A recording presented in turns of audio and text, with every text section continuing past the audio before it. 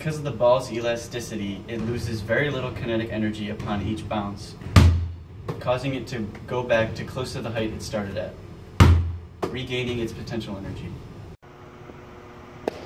Since both balls start at the same height and the acceleration due to gravity is the same for both, they will both land at the same time, regardless of how far they're thrown. 3, 2,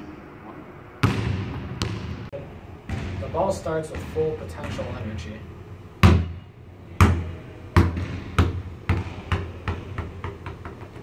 After that, it loses kinetic energy with every consecutive bounce. When the ball falls from the top of the net, it falls the complete distance all the way to the ground. However, since this is an inelastic collision, some of the kinetic chow of the ball is lost when it contacts the ground, meaning that due to the conservation of Kachow, as it bounces back up, it does not have the same amount of energy, so it cannot reach the same height as it initially did. And it continues in this way, back down to the bottom where it loses more kinetic Kachow, until eventually there is no more energy left, and the entire system stops.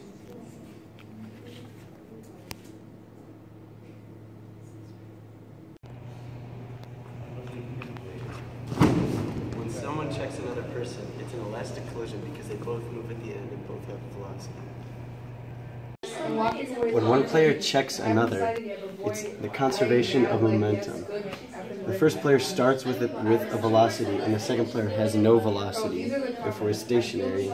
When they collide, the initial velocity of the first player is split among each player respective to their masses. This is called a partially elastic collision.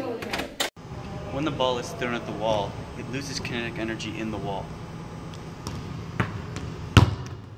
You can see how it did not land in the place that it started, therefore kinetic energy was lost in the wall. When the ball is thrown at the wall, it loses kinetic energy in the wall. Therefore, when it has potential energy, it doesn't have as much, so it falls in a different position closer to the wall. This is a partially inelastic collision.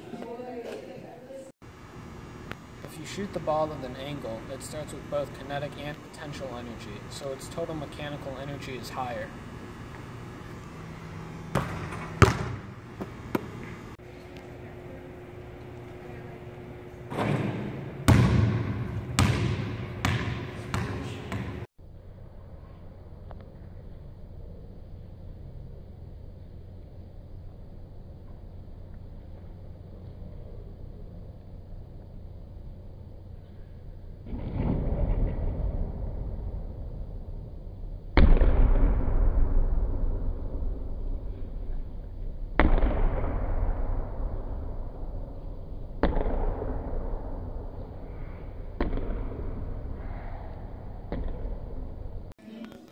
So we start with our shooter exerting a force on the basketball at an angle which propels the basketball up because it overcomes the force of gravity.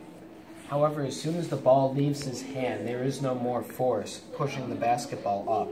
So the only force acting on it at its top is gravity, which goes straight down. Finally, as the ball gets close to the net, and once it hits the net, the normal force of the net pushes the basketball up slightly, even though gravity is a stronger force. This is why the ball slows down as it goes through the net. Finally, as it passes through the net, the only force remaining is gravity, which pulls it straight down. The real velocity of the basketball is going at an angle. However, it can be split into x and y components seen here. When the ball is initially thrown, it has a constant x velocity that carries with it the entirety it is in the air. However, it starts with a positive y velocity that is greater and shrinks as it gets to its highest point. However, once it gets past its highest point, it starts to go down and get greater until it reaches the net. The acceleration is always going to be negative 9.8 meters per second due to gravity. When the ball strikes the backboard, it loses all of its kinetic energy into the backboard. However, it still has potential energy from being in the air and it falls straight down through the net. Thanks for watching the physics of basketball. Good night and Godspeed.